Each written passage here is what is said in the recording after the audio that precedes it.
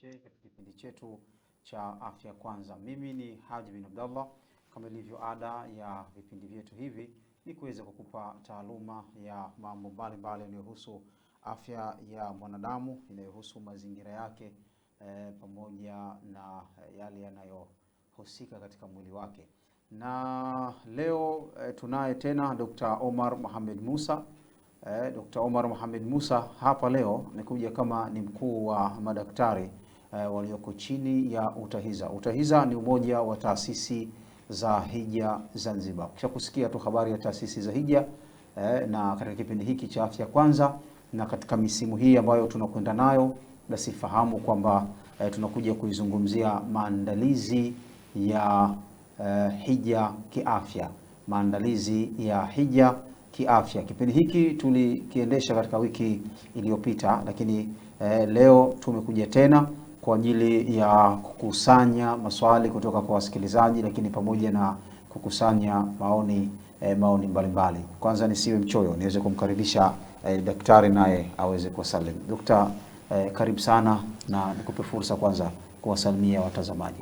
Asante sana ndugu mtangazaji. Assalamu alaykum wa rahmatullahi ta'ala barakatuh. Ndugu watazamaji wa Zanzibar Cable Afya Kwanza. Kama nilivyotambulishwa, naitwa Omar Mohamed Musa, ni mkuu wa madaktari ambao wako kwenye umoja wa UTAHIZA, na umoja wa UTAHIZA ni umoja wa taasisi za hija Zanzibar, pamoja na kwamba ziko na nyingine kutoka Tanzania bara, lakini common name ni hiyo kwamba ni taasisi za hija ambazo zinasafirisha mahujaji Zanzibar.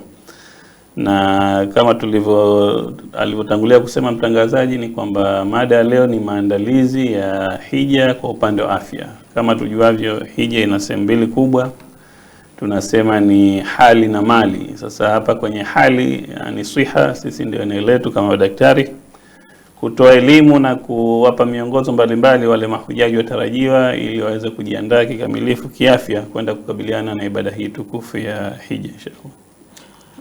Naam, asante sana daktari. Hivyo ndivyo ambavyo ametangulia kutusalimu. Daktari, kawaida ya vipindi kama hivi vya mubashara ya siku kama ya leo zaidi kinakuwa ni kipindi cha kwenda kusikiliza yale ambayo walonayo watazamaji katika kipindi ambacho kitakuwa kimetangulia maandalizi ya hija kiafya. Lakini pengine kuna mtu hakukidiriki kipindi kilichopita, amediriki kipindi hiki. Kwa hiyo anaweza kuuliza vitu ambavyo pengine tulishavielezea katika kipindi kilichopita. Lakini ikitokea hivyo, kawaida huwa tunakifafanua. Lakini kabla ya kwamba hatukutoa tu fursa ya kuuliza maswala moja kwa moja, hutaka au hupendelea katika vipindi vyetu hivi kufanya msasa yale tuliyozungumza katika mada hii katika kipindi kilichopita. Kisha sasa, ikiwa ule msasa mdogo tuliopitisha kuna mtu haukumnufaisha moja kwa moja, au amekuwa ana baadhi ya sehemu kuna vitu ambavyo inahitaji kuuliza, au tulikozungumza nyuma aliandika maswala yake ambayo leo alikusudia kuja kuyauliza, lakini pia ndani ya huu msasa hakupatiwa ufumbuzi. Na binadamu anapozungumza na akarejea tena mule anapozungumza, hazungumzi kama alivyozungumza mwanzo. Anaweza akanufaisha zaidi au anaweza akadogosha zaidi katika manufaa. Kwa hiyo tukupe sasa fursa kupitia vipengele kwa vipengele katika yale ambayo tuliyozungumza, yakiwemo chanjo, pengine vyakula, aina ya mazoezi, muda wa mazoezi pengine na vitu vyote hapa, lakini na yale ambayo yanatendeka kule, ili mtu afahamu, hasa wale mahujaji wapya ambao pengine wanatarajia kuondoka mara hii 2025 2026 kwa ajili ya kutekeleza ibada ya hija. Tafadhali. Asante sana ndugu mtangazaji. Kama tulivyosema awali kwamba mada ni maandalizi ya kiafya kwa ajili ya kukabiliana na ibada ya hija. Na ibada ya hija kama tulivyoongea ina sehemu mbili kubwa, kwamba ni hali na mali. Na kwenye hali ni swiha ya mwili. Sasa kwenye swiha kuna namna mbili, kuna kujiandaa kiakili na kuandaa mwili wenyewe. Hii kwenye akili, kwenye saikolojia inachukua uwanja mpana sana. Ni neno tu moja ukilitamka la Kiingereza saikolojia, lakini lina maana kubwa sana. Na kwenye eneo hili kwa kweli huwa tunachukua muda mwingi sana kukaa na mahujaji, kuzungumza nao na wao kuwasikiliza ili kuwaandaa kisaikolojia kama tunavyoelewa ibada ya hija ni ibada safari ya hija ni safari ya kidini, kiimani. Kwa hiyo wengi huwa wana hofu kwamba je, nitaweza kuitekeleza kama vile ambavyo inatakiwa nitekeleze na kupata yale ambayo nakusudia kuyapata.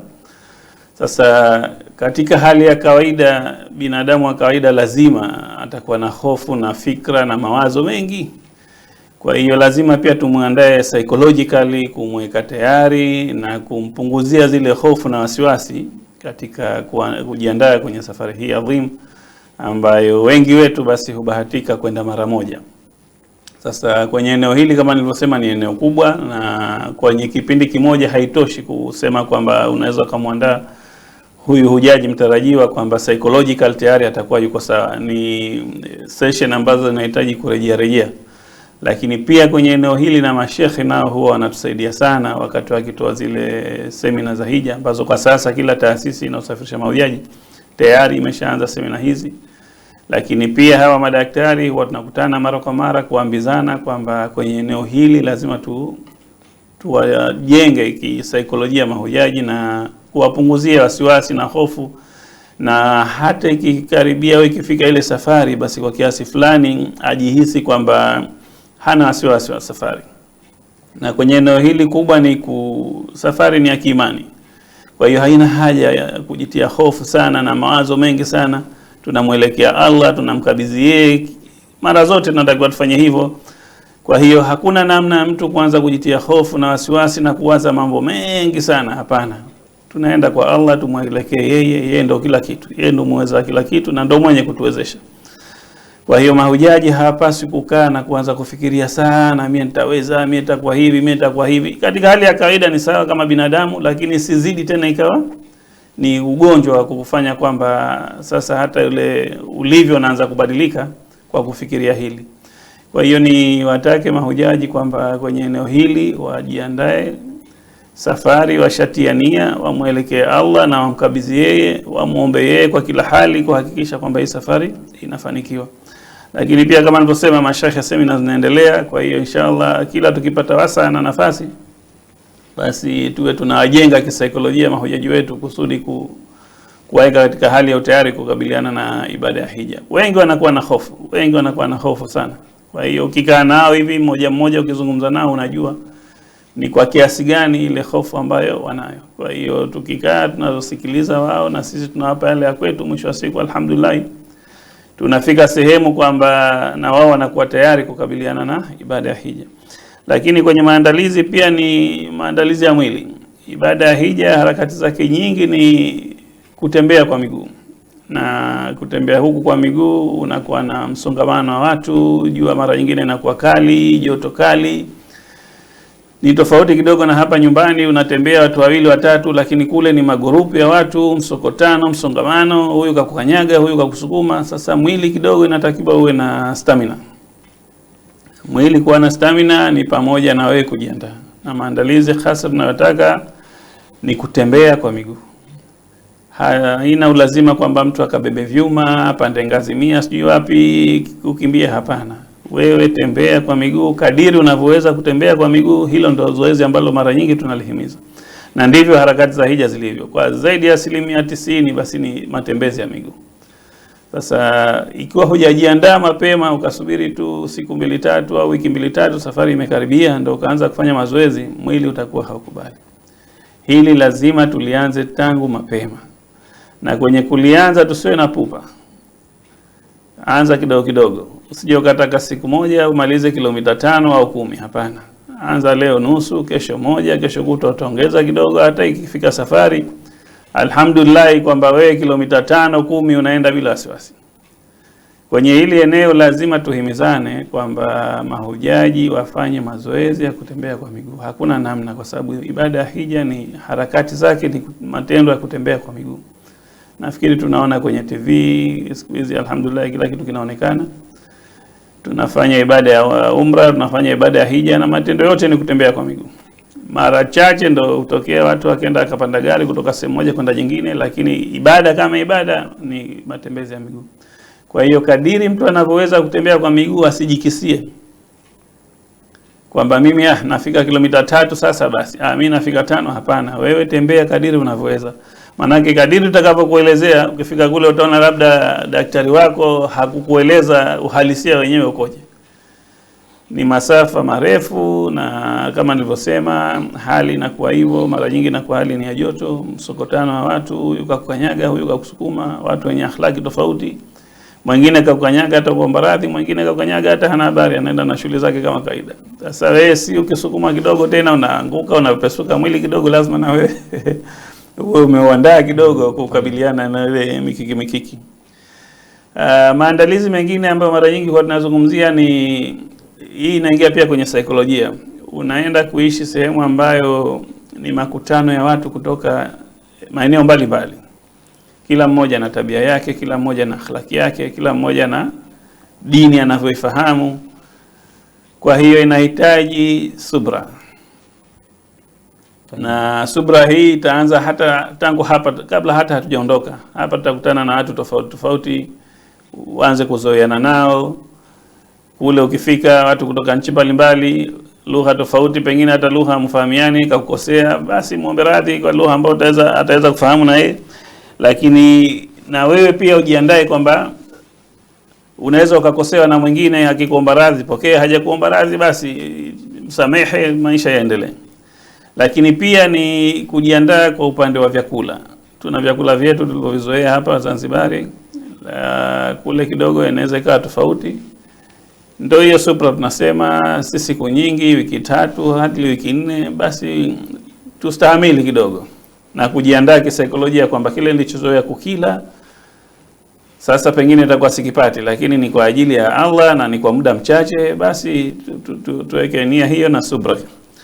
Lakini pia maandalizi mengine, tunakwenda hii safari chumbani, pengine tutaishi na watu tofauti tofauti. Ni tofauti na tulivyozoea hapa, pengine chumbani uko peke yako, mko watu wawili. Kule pengine chumba mnaishi watu 3, 4, na kama tulivyosema kila mmoja ana tabia yake.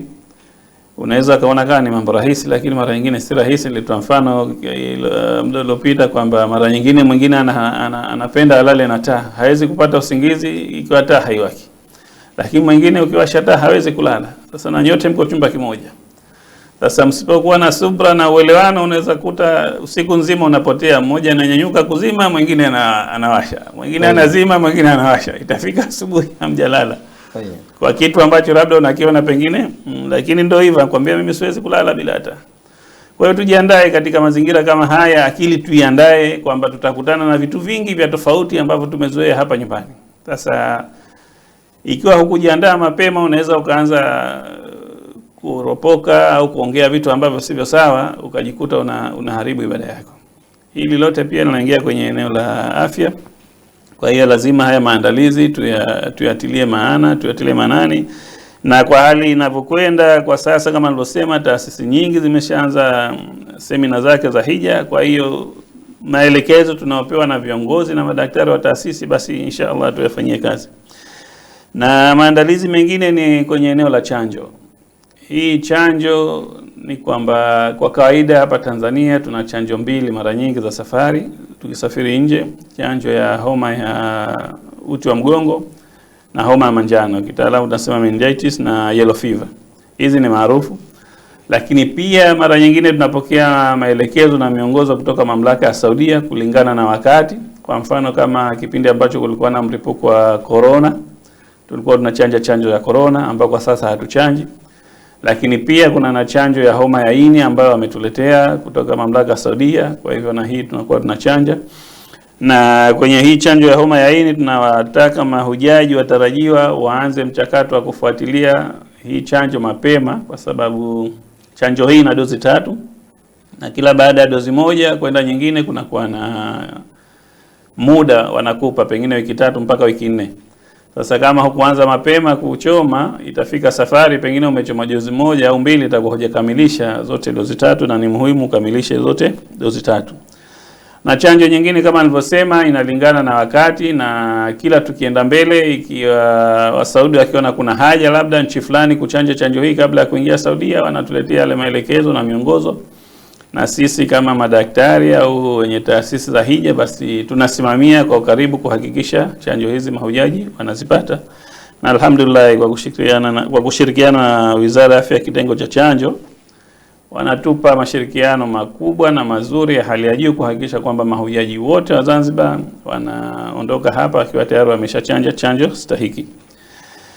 Lakini pia kwenye kipindi kilichopita tuliongea kwamba ni karibuni tu tulipokea waraka kutoka mamlaka Saudia wakituambia kwamba kuna listi ya watu ambao watakuwa na hizo hali hawataruhusiwa kwenda katika ibada ya hija mwaka huu, na miongoni mwa hao ni watu ambao wana maradhi ya moyo ambao hawezi kufanya shughuli zao za kawaida, lakini pia wenye maradhi ya mishipa hisia ambao hawawezi kutembea. Kama tulivyosema, ibada ya hija matendo yake mengi ni kutembea kwa miguu. Lakini pia watu wenye magonjwa ya akili, hawa pia nao wamesema hataruhusiwa kwenda kufanya ibada ya hija, na watu ambao wako kwenye matibabu ya kansa, hawa pia nao hawataruhusiwa kwenda kufanya ibada ya hija. Na vile pia wajawazito, watu ambao ni wajawazito nao pia hawataruhusiwa kwenda kufanya ibada ya hija, na wale ambao wana maradhi ya figo ambao wanafanya dialysis, hawa nao pia mwaka huu wa Saudi wamesema hawatawaruhusu kwenda kufanya ibada ya hija. Hili jambo mara nyingine inakuwa ni zito kidogo kwetu madaktari kumkabili mtu, kumwambia kwamba kwa sababu hii usiende kufanya ibada ya hija. Lakini nataka niwakumbushe tu mahujaji watarajiwa kwamba haya hayajaletwa na binadamu, anayeleta haya ni Allah. Huyu ambaye amesema tukatekeleze hii ibada ndio huyu ambaye anatupa hii mitihani. Kwa hiyo pale inapotukuta usijisikie unyonge na usijisikie idhilali ukafikiria labda umeonewa. Hapana, ni yeye Allah mwenyewe anajua kile ambacho kakupangia wewe. Kwa hiyo kama daktari akikwambia kutokana na sababu moja au mbili au tatu wewe huruhusiki kwenda kufanya ibada ya hija, kama kuna mbadala wake daktari atakueleza, lakini kama hakuna basi usijisikie unyonge na usijisikie idhilali. Hii ni mwenyewe Allah alopanga, na yeye ndo anatupa hii mitihani, na yeye ndo alituambia tukatekeleza ibada hija. Kwa hiyo anajua vizuri kwamba huyu kwa hili nililompa hataweza kwenda kutekeleza ibada. Maana yake alisema tangu mwanzo kwamba ibada ya hija ni hali na mali. Sasa kama wewe hali yako siha yako haiko vizuri, hautoweza kwenda kuitekeleza ibada ya hija kikamilifu. Ibada ya hija ni ibada ambayo kwa kiasi fulani inahitaji mwili na akili iwe iko vizuri. Naam, asante sana daktari. Nilikuacha uogelee kidogo kwa sababu kama ambavyo ulivyokwisha kufungua mada hii hatuwezi kuienea kwa kipindi kimoja au kwa vipindi viwili, kwa sababu ni mada yenye mawanda mapana sana ambayo inatakiwa kupitwa katika kila kipengele. Lakini itoshe kwa leo kwa uchambuzi huu mfupi, highlight hii ya kipindi kilichopita. Ikiwa kuna mtu anahitaji kufahamu mengi tuliyozungumza katika kipindi kilichopita, baada ya kufuatilia kipindi hiki, anaweza kutufuatilia katika mitandao yetu ya kijamii kupitia ZCTV Media. Kule atakuwa na kutafuta vipindi vya afya kwanza, na atakiona kipindi cha maandalizi ya hija kiafya. Bahati nzuri anaweza kupitia vipindi vyote kule, hata vya miaka minne anaweza akavikuta, vya hija vile vingine. Na mada hii kila mwaka tunakuja nayo. Naweza kujiuliza kwa nini kila mwaka? Kwa sababu kila mwaka tunakwenda hija. Kwa hiyo na kila mwaka tunapata mahujaji wapya ambao wanahitaji kusomeshwa nao vitu hivi ambavyo pengine wewe unaweza ukasema tulisoma hivi mwaka jana, mbona na mwaka huu vile usharudi hija. Tunamsomesha yule ambaye bado hajaenda hija, na pengine wewe utakuwa umesoma kwa vitendo zaidi yale tunayosema sisi. Kuna mengine utasema daktari unawaambia hilo, ingekuwa mimi pale ingewasisitiza hili na hili, maana mimi nilipata tabu sana kwenye jambo fulani, au niliwini sana katika jambo fulani kwa kuwa nilifanya kitu fulani kabla. Tutakwenda kupata mapumziko mafupi. Tukirudi baada ya mapumziko hayo, itakuwa ni fursa sasa ya kuweza kupokea simu yako unayotutazama kupitia 0714 75 45 94.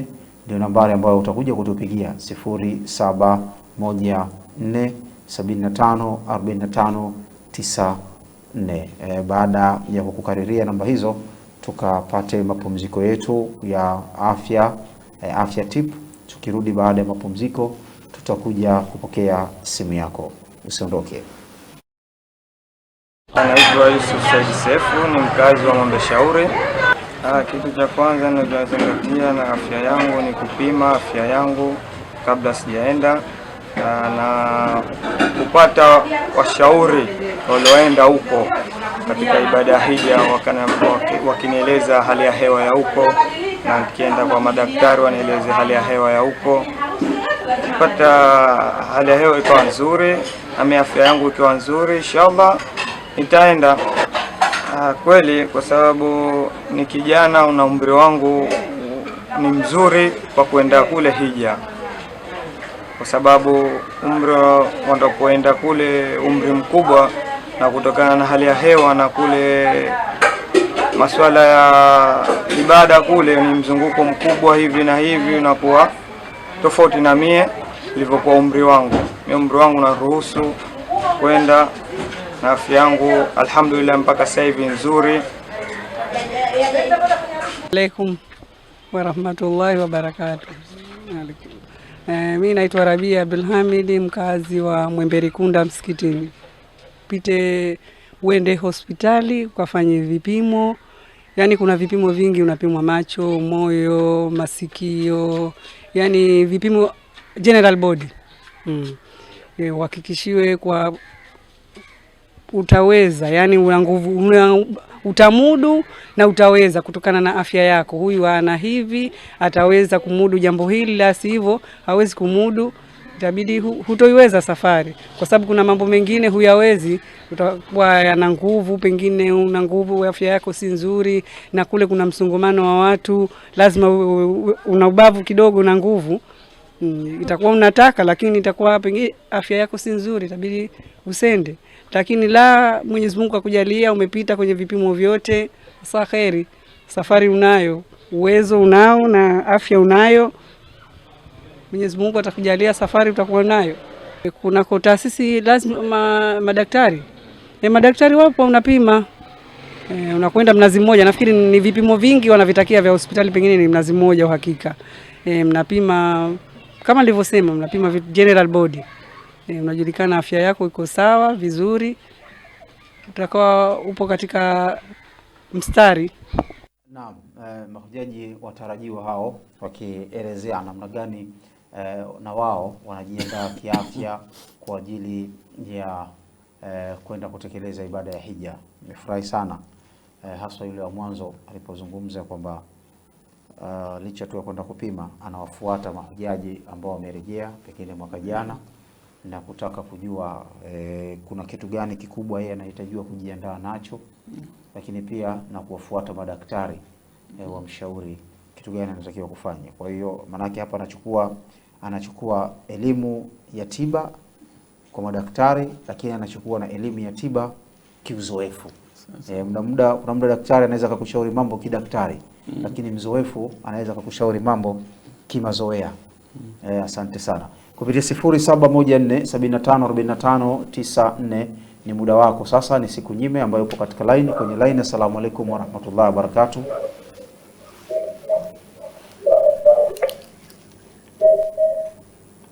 Assalamu alaykum wa rahmatullahi wa barakatuh.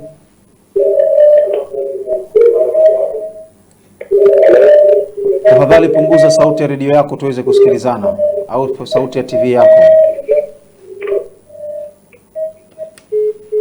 Samahani sana, nimelazimika kumuondoa katika line kwa sababu hatuna mafahamiano mazuri. Mtazamaji, unapopiga simu ondoa kabisa sauti ya hicho ambacho unatusikilizia, kama ni radio, kama ni chochote, kama ni simu nyingine ambayo unatazama kupitia mtandao wa kijamii.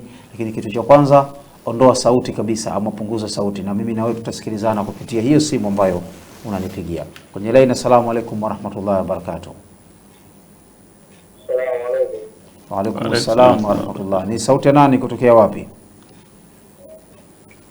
Hapa naongea na Muhammad kutoka Mwembe Shauri. Karibu sana Muhammad kutokea Mwembe Shauri.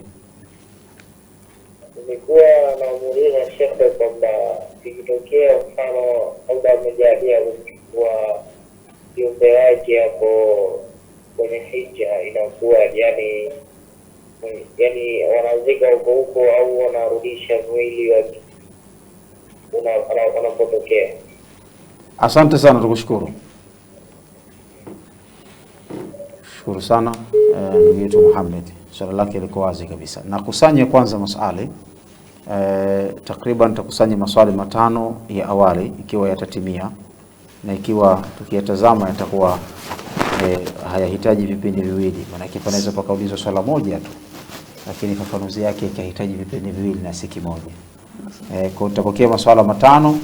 Baada ya maswala haya ikiwa yataulizwa, basi tutakwenda kuyapatia fafanuzi. Nambari zetu kama ambavyo zinakuonyesha katika kioo chako hicho ni 0714754594, ni 0714754594 ndio nambari zetu za simu ambazo unaweza kutupigia, kisha nasi tukakupa fafanuzi ya kile ambacho unahitaji kukiuliza. Afya Kwanza ndio kipindi hewani, na leo tunazungumzia maandalizi ya hija kiafya. Daktari, simu zimezorota kidogo. Hebu tuanze na kujibu swala hili la ndugu yetu Muhammad kutokea Mwembe Shauri. Natumai umelifahamu vizuri. Asante sana ndugu Muhammad kutoka Mwembe Shauri, na kama ulivyouliza kwamba ikitokezea mtu kafariki, aidha anazikwa kule kule au maiti inarejeshwa, ni kwamba ni utaratibu wa mamlaka ya Saudia wameweka kwamba katika msimu wa hija hujaji yoyote akifariki, kama tuko Maka basi anazikwa Maka, kama tuko Madina basi anazikwa katika makaburi ya Madina. Kwa hiyo haijawahi kurejeshwa mwili katika, mimi tangu nimeanza safari sijawahi kuona mtu yote ambaye akifariki wa Tanzania alafu mwili ukarejeshwa Tanzania, wote wanazikwa kule kule. Sharafu ni baraka pia, japo matendo ya mja ndio yatakayomnufaisha, lakini kuzikwa katika ardhi takatifu, tena ukiwa umekwenda kutekeleza ibada takatifu, alafu unakwenda kupata dua za watu mbalimbali ambao nao ni watakatifu kwa sababu wamekuja kufanya ibada takatifu, basi wewe utakuwa umeingia katika kundi la watakao faulu inshallah. Hatuzungumzi hivi kwamba ukifika ndo ukajibambanize kusudi katika msongamano wa watu ili ufie huko. Utakuwa umejidhulumu. Naenda ikibidi kutokea hivyo, kama ni sehemu ya mwisho wa uhai wako, basi tuliokuwa nyumbani tusisikitike kwamba baba hatujapata hata kumzika, bali tufurahi kwamba baba ameenda sehemu takatifu na Mungu amemchukua huko. Sawa. Na Mungu amemchukua huko. Nambari zetu ni 0714 754594, ni 0714 754594 ndio nambari zetu. Daktari, wakati watazamaji wanajivutavuta katika kutupigia, mimi ningependa kuuliza kitu hapa. Kuna watu wana matumizi ya vyakula ambavyo vinaamsha joto kali mwilini. Mfano labda kula mapilipili, au mwingine atakula maachari haya ukali. Na mwingine anakuambia kabisa kwamba mimi kama sijapata pilipili siwezi kula. Mimi kama sijapata bwana achari siwezi kula. Tuanzie na hili. Kisha hapo naweka kitoto B, haya matumizi ya vyakula vya kemikali sana. Soda haya na aina zake. Haya yakoje? Manake watu wakienda huko wanahudumiwa vizuri, kwa tunawasikia bwana huko bwana vyakula bwana kuna makuku huko nini. Kwa hiyo kuna ishara ya kwamba wanakula vyakula vya mafuta, vyakula vya vitu kama hivyo. Vyakula hivi havina shida yoyote kwa haji katika kipindi kile na hali yake. Tukianza na tukianza na swala lako la mwanzo kuhusiana na vyakula vikali, pilipili, achari, mara nyingi huwa tunawashauri mahujaji kwa kipindi kile wasitumie vyakula hivi vya pilipili na ukali na achari, Na hii ni kwamba unajua mara nyingi katika safari ya hija magonjwa makubwa au magonjwa yanayotokea mara kwa mara ni vikohozi na mafua. Sasa tuna wataalamu kule wa mambo ya koo wakina Dr. Nofal na timu yake, huwa anatuambia hivi vyakula huwa vinasababisha michubuko kwenye koo. Sasa ikitokea hivi ni kwamba tayari unayakaribisha yale magonjwa kwa ukaribu zaidi kuliko ikiwa hujapata ile michubuko ya kwenye koo. Kwa mara nyingi huwa tunawaasa mahujaji kustahimili kidogo kipindi kile cha hija, kutokutumia vyakula vikali na pilipili na chari na vitu kama hivyo, ili kuepuka uwezekano wa kuweza kupata, si kwamba lazima ukipata mafua au kikohozi umetumia hivyo, lakini wanaotumia hivyo wana nafasi zaidi ya kupata kuliko wale ambao hawakutumia. Tukija kwenye swala la pili, ni kweli unajua mahujaji au taasisi nyingi zinajitahidi kutoa huduma nzuri kwa wale watu wake ambao wameenda nao safari, kwa sababu ndo kama hivyo umeahidi utahudumia. Moja ya huduma ni kuwapa chakula kizuri, na kwenye vyakula kama wanavyosema upishi, mafuta, kila mmoja na upikaji wake, lakini huwa tunajaribu kadiri inavyowezekana kuchagua hivi vyakula ambavyo havina madhara sana, haziwasumbui sana mahujaji wetu, ili kuwapa kuweka katika hali ya usalama kiafya. Tuweke kituo hapo, alafu utakuja kuendeleza. Tumsikilize huyu ambaye ana nafasi zaidi kwetu. Asalamu alaykum wa rahmatullahi wa barakatuh. Salaam, Mele Muhammad. Karibu sana Muhammad. Wanauliza kwamba ikitokea vijana wanaojichua wenyewe hata kwenye fahamu, wanatakiwa kufanya nini? Vijana wanafanya nini? Wanaojichua. Kauliza swala wanaojichua. Ni mada yetu ni hija. Unazungumzia katika kipindi cha hija? Ndio, wanaojichua. Unakusudia athari zake athari zake mtu huyu akiwa katika hija? Ndio. Asante sana. Daktari, umemfahamu? Bado kidogo sijafahamu. Swala zuri sana. Anazungumzia vijana au watu, kwa sababu ni uraibu huu. Anaweza kuangalia alianzia kijana na akaishia katika uzee pia. Vijana au watu ambao wamelewa na uraibu wa kujichua kimaumbile anakusudia. Je, watu hawa hakuna athari yoyote? Wanatakiwa wajiandae vipi katika masuala ya hija? Asante ndugu mtangazaji, na asante Sheikh Muhammad. Kwenye haya maandalizi sio hiyo ya kujichua tu, lakini tunakutana na vitu vingi. Mara nyingine mtu anavuta sigara na anakuambia ni tabu kuacha sigara, lakini pia kuna uraibu tofauti ambao mara nyingi watu wengine wanatumia. Sasa kwenye eneo hili kama nilivyosema, si kitu cha kukaa siku moja siku mbili ukamaliza kila kitu. Mbali na ile seminar tunazotoa kwa grupu yote, lakini huwa tunakaa na mtu mmoja ambapo hapo tunawapima afya zao na wao wanatueleza kama ana tatizo lolote la kiafya. Kwa hiyo tunakaa tunachukua muda wa kutosha kuzungumza nao, na si siku moja, siku nyingine tutarejea tena na nyingine tutarejea tena. Lengo ni kwamba tukifika kwenda hii safari, basi kama na chochote ambacho labda ilikuwa ni kikwazo kwake kwenye kuikabili safari ya hija, tuhakikishe kwamba yale yameondoka. Na hii tukihisi kuna ugumu, mara nyingine pia tunashirikiana na mashehe kwenye kukaa nao hawa watu, kuwaeleza madhara ya utumiaji wa hizi uraibu na vitu kama hivyo, ili kusudi isiwe tu anaacha kwa sababu ya safari ya hija, lakini ile hija iwe funzo na elimu kwake, kwamba hata atakaporudi basi asirejee tena kwenye yale mambo ambayo alikuwa sio sawa kuyatenda au kuyafanya kwenye ibada zetu. Asante sana. Turudi tulipokomea katika lile swala ambalo nimekukatisha kwenye mazungumzo. Kwenye swala la chakula. Kama nilivyosema, taasisi mara nyingi au zote huwa zinajitahidi kadiri inavyowezekana kuwapatia mahujaji chakula ambacho hakitoleta shida wakati wa ibada. Na hata kama wale ambao kwa mfano wana mahitaji maalum au vyakula maalum, basi huwa tunatoa matangazo mapema ili watuambie kama kuna chakula chochote akila kinamletea shida, au chakula fulani kazoea tu kwamba hichi hatumii, basi atuambie. Na sisi alhamdulillah taasisi huwa zinajitahidi kwenye hilo eneo kuhakikisha kila mmoja anapata kile chakula ambacho atatumia na kuweza kutekeleza ibada yake ya hija bila matatizo yoyote kiafya. Na hakuna kusema kwamba kuna vyakula labda hivi maalumu, hapana. Tule vyakula vya kawaida ambavyo vitaweza kujenga miili yetu, kuimarisha afya zetu ili kuweza kukabiliana na ibada ya hija. Naam. Dr. Omar, mara moja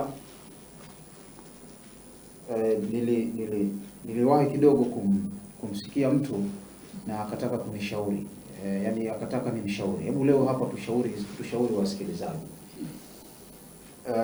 Ibada ya hija, wakati tunatekeleza ibada ya hija, kuna aina haya mafuta ambayo tunajipaka kwa pengine hayatakiwi kule kwa sababu ya kukimbia manukato. Manukato hayatakiwi. Lakini kuna mwingine hawezi kuepuka mafuta ili kuto kukacha ngozi yake. Pengine hali ya jua, pengine kuna sehemu zina mavumbi. Na sehemu maeneo mengine yanayolalo ya hija kwa ajili ya kujidhalilisha kwa Mwenyezi Mungu yanasababisha hivyo, maana yake mavumbi na vitu kama hivyo. Tumshauri haji ambaye anatarajia kwenda pengine mwaka huu 2025 2026, aina gani za mafuta, hata kwa kutaja vile vilivyokuwemo ndani ya yale mafuta kabla ya kutaja zile kampuni, itakuwa ni sahihi kwake kutumia kwa ajili ya kukinga ibada yake, lakini kwa ajili ya kukinga na afya yake. Sasa hapa ndugu mtangazaji, ulichokizungumza ni kwamba huyu ni kama vile anatumia mafuta kama ni tiba. Bila shaka tukiwa kwenye kipindi cha ibada ya hija, tukishahirimia, tukishakuwa kwenye ihram, si mafuta tu, kuna vitu vingi ambavyo huwa tunatakiwa tujizuie navyo, lakini kimoja hapo ni hichi cha manukato. Kwa hiyo hata sabuni, hata mafuta, chochote ambacho kina harufu ya tulio hizo za uturi, basi huwa ni makatazo kwenye ibada ya hija kwa ile kipindi ambacho tayari tumehirimia. Lakini ikiwa kama anatumia hii kama tiba, kama ulivyosema, labda ngozi yake inaharibika pengine, na nitakupa mfano, mara nyingine inatokea kutembea kwa miguu ile, wengine tunachunika kwenye mapaja, huwa tunapaka Vaseline kupunguza yale maumivu na ile msuguano. Sasa hii ni tiba, si kwa sababu unapaka tu kama unapaka. Hii hata mashehe tumekaa nao wakatuambia kama ikiwa unatumia kama tiba basi inakubalika. Lakini kwenye hili zaidi nitasema mashehe ndo wenye eneo lao hili, na Allah mwenyewe ndo anajua zaidi. Wasikilizaji bado wanatazamaji bado wana nafasi ya kuuliza, usije akaona mzana tuulizie acha tunyamaze. Wana nafasi na wao kuuliza kupitia 0714 75 45 94, 0714 75 45 94 ndio nambari zetu, na simu zetu ziko wazi kwa ajili ya kupokea maswali yako. Asalamu alaykum wa rahmatullahi wa barakatuh. Naam, karibu sana. Waalaikum salam. Muhammad. Leo Muhammad katoa. Karibu sana Muhammad. Ndio nauliza kwamba nilisikia kwamba Mtume Muhammad sallallahu alaihi wasallam alikuwa ni mtu mwenye kunukia wakati wote. Kwa manukato yamezuiliwa kwenye ibada hizi. Kwa sababu gani? Asante. Sababu za kuzuiwa manukato, au wataka tukusaidie katika kipengele kipi?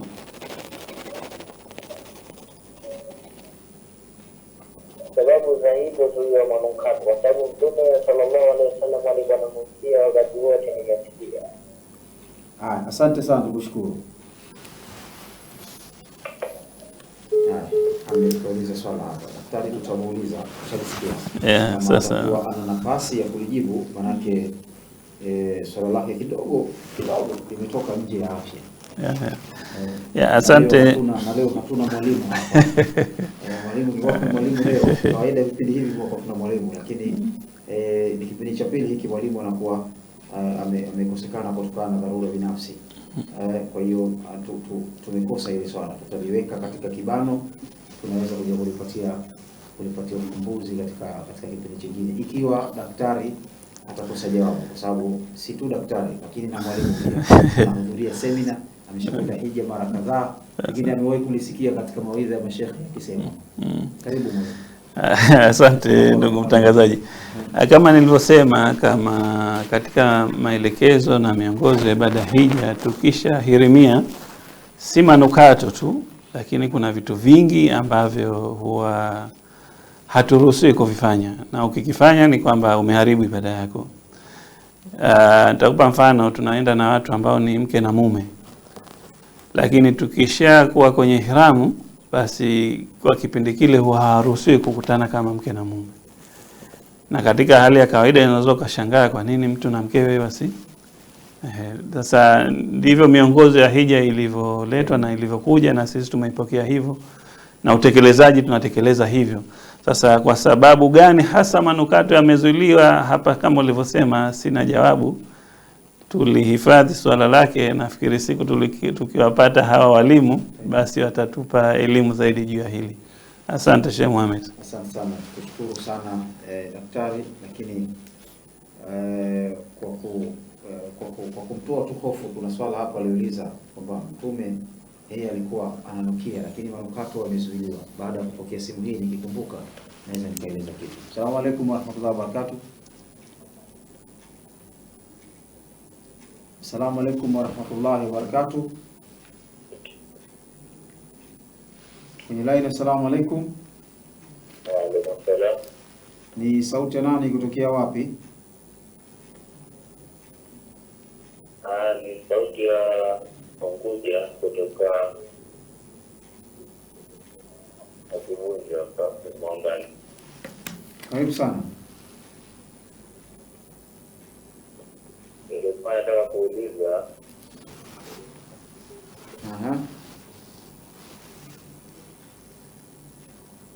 masuala mtu akiwa na pressure wakati ana ujauzito anataka kufanya nini? Asante sana, kushukuru.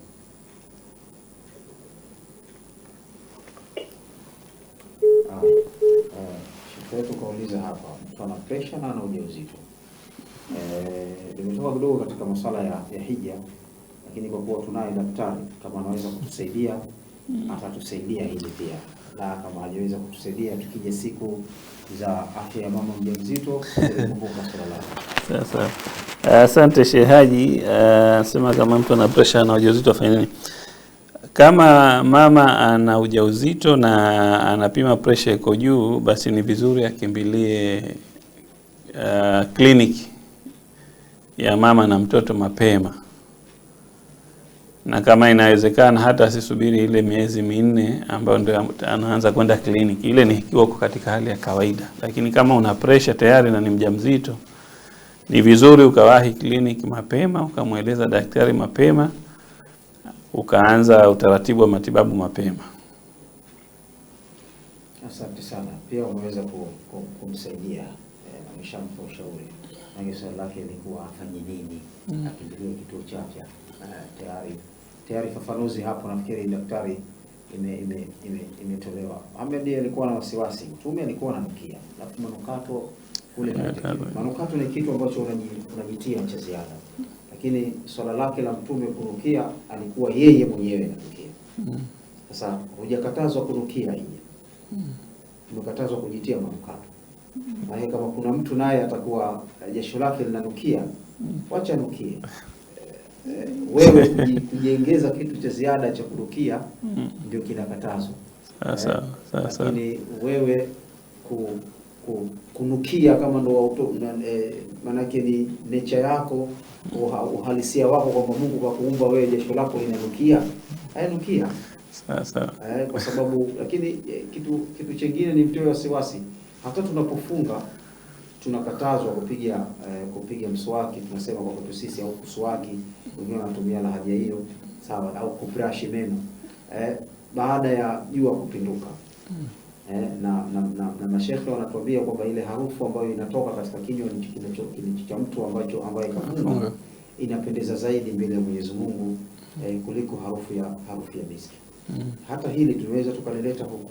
Lakini lile jasho ambalo ananukia linamtoka mtu na jasho kawaida huwa linatoa harufu mbalimbali. Lakini ile jasho linalomtoka mtu katika harakati zile za kuhiji huenda ikawa ni sehemu ya kuongezewa fadhila, na badala yake akiwa anajiweka manukato ni kuondoa ile furaha ya Mwenyezi Mungu katika ibada ile. Ila tutawarejea swala hili, tutalichukua, tutawapelekea waandalizi wetu, na wao sasa watatupatia jawabu la swala hili.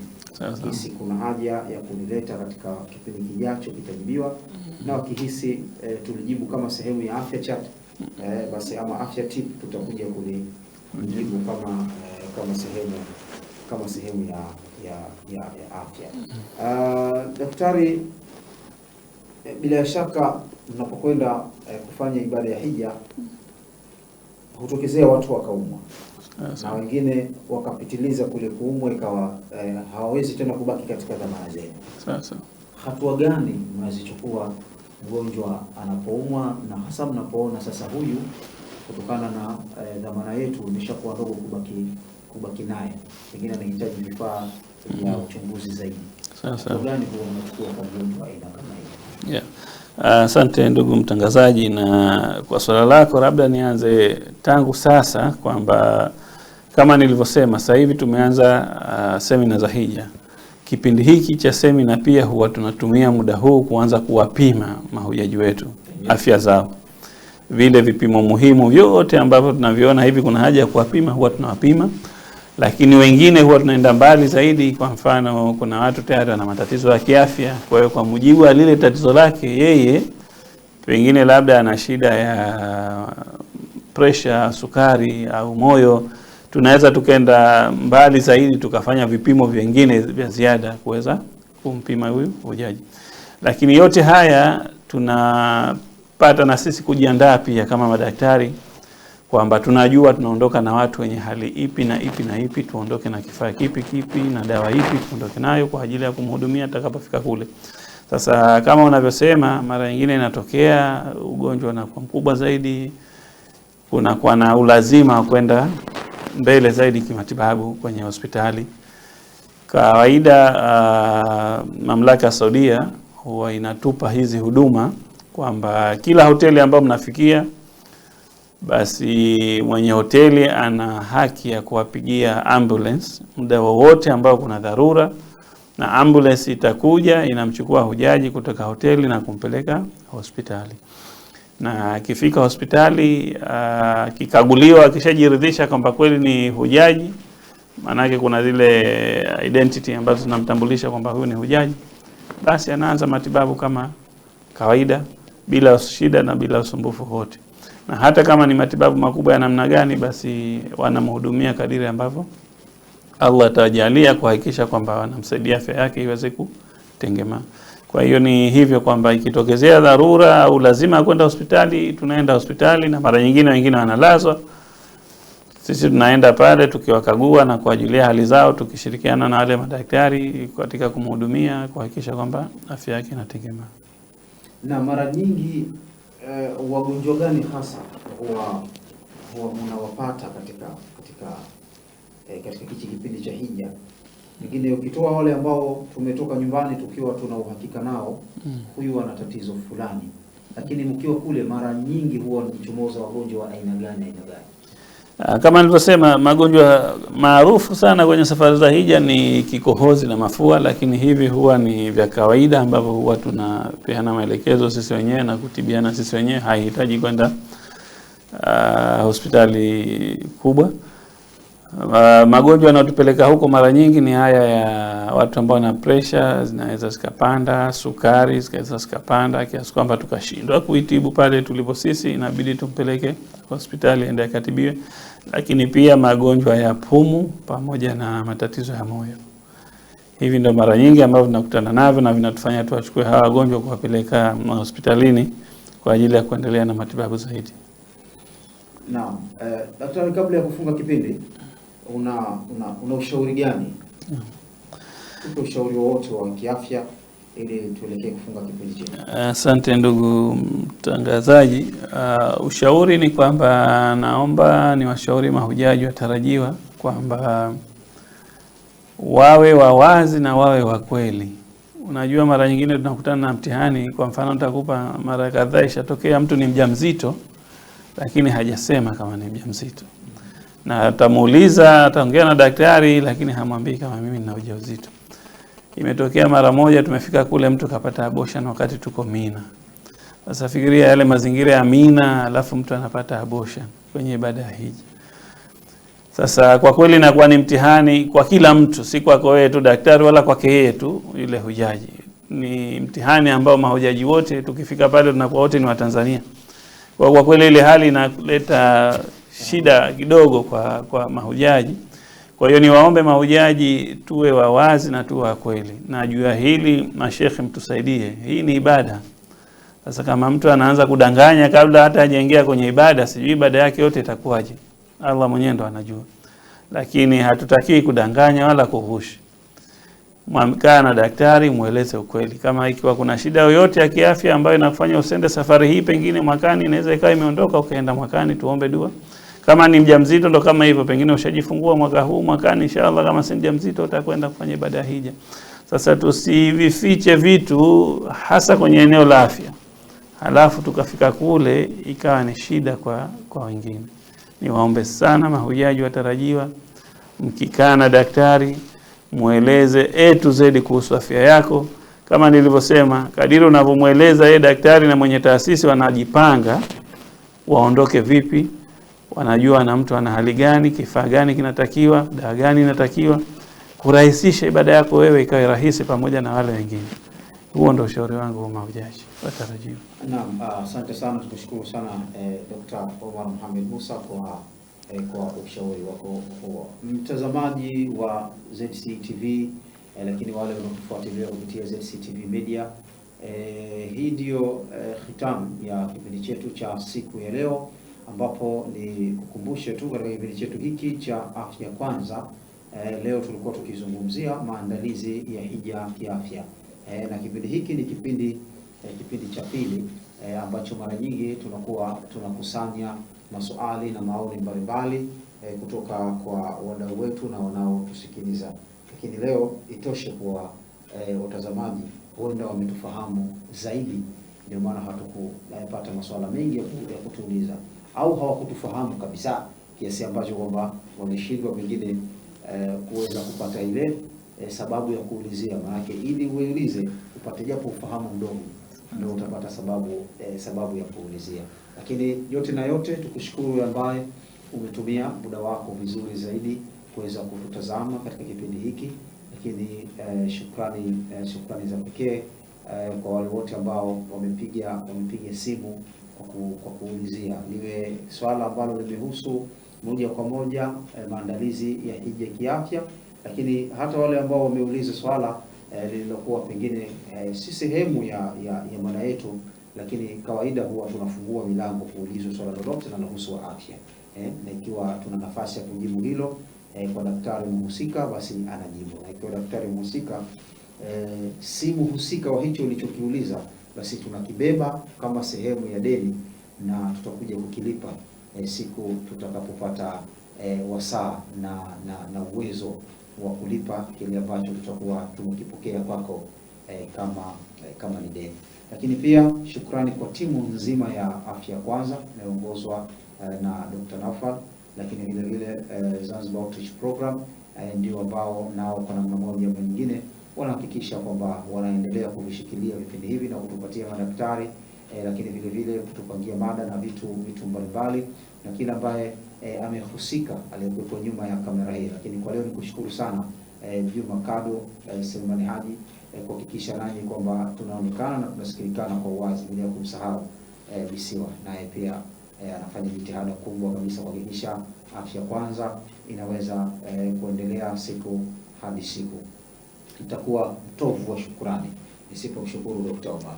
Siku huo alitakiwa ikapumzika, lakini nikasema hapana, nitakuja ili niweze kuwafundisha watu mambo atakayoweza kuwafanya watekeleze ibada yao ya hija vizuri. Nikushukuru sana pia nawe. Asante nawe pia. Shukrani. Jazakallah khair. Kushirikiana nasi. Mimi ni kwa gani Haji bin Abdallah kutoka leo hadi siku nyingine, nikutakie utazamaji mema wa vipindi vinavyosalia. Billahi tawfiq. Assalamu alaykum wa rahmatullahi wa barakatuh. Tutaonana panapo majaliwa. Shukrani. Jazakallah khair.